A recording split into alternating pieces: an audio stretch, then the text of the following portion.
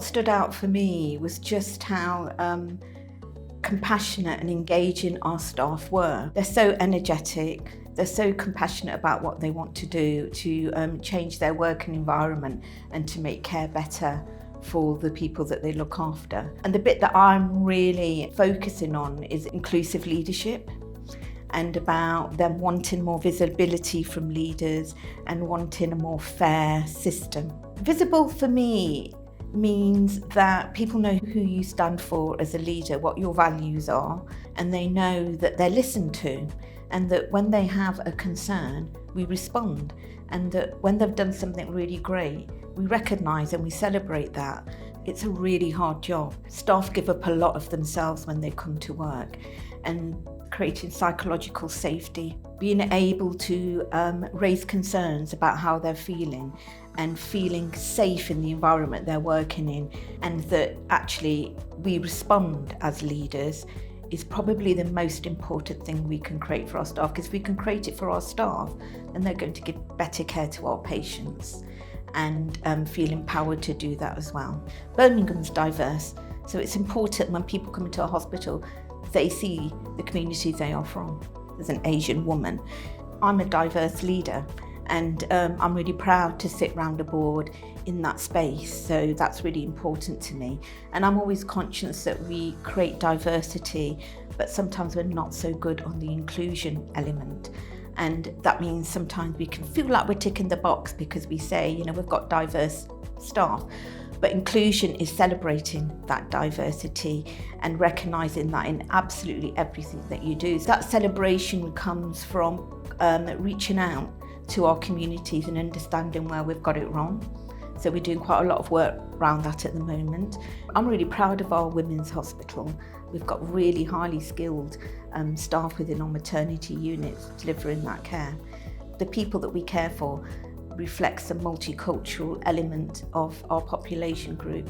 So there's high health inequalities in there. Staff at the Women's Hospital are really aware of this and do all that they can to make sure that they, first of all, recognise what the risks might be for those women when they're pregnant and during their pregnancy, and make sure that the staff are also culturally competent in terms of what they need to do to support the care of those individual women and the cultural backgrounds that they're coming from. For me, it's really humbling and an absolute privilege to be in an organisation where we're caring for children and young people, because they're our future. So it's not just caring for them now, but actually it's about making sure that they have the best future by what we do. The other element of what we do is looking after mental health of our young people. We know since COVID that mental health is a lot more complex now, and a lot of you young people are really suffering from mental health, and it's really important that we create that psychological safety for our children and young people so that they can grow up as fulfilled adults and have a really good life. Also, we look after the wider family, and given the huge health inequalities that are in Birmingham and Solihull, families just struggle to get to the hospital. So we have to constantly think about how can we take care to them. I think for me, delivering healthcare at a local level that is customized for patients, groups of patients, is a dream. How do we achieve this? This is by actually taking our skills to the doorstep of the patients, rather than expecting the patients to turn up to a particular organization or a building or a service. In order to build that sort of a healthcare system where skills actually arrive at the doorstep of our patients, we need to fundamentally reimagine how we work together. Now, a set of skills might come from one organization, another set of skills might come from another organization, or even a voluntary sector. The answer really to meet their needs is the healthcare that's integrated into their lives, into their communities, into their place of work, and in case of children and youngsters, into their schools, into their universities.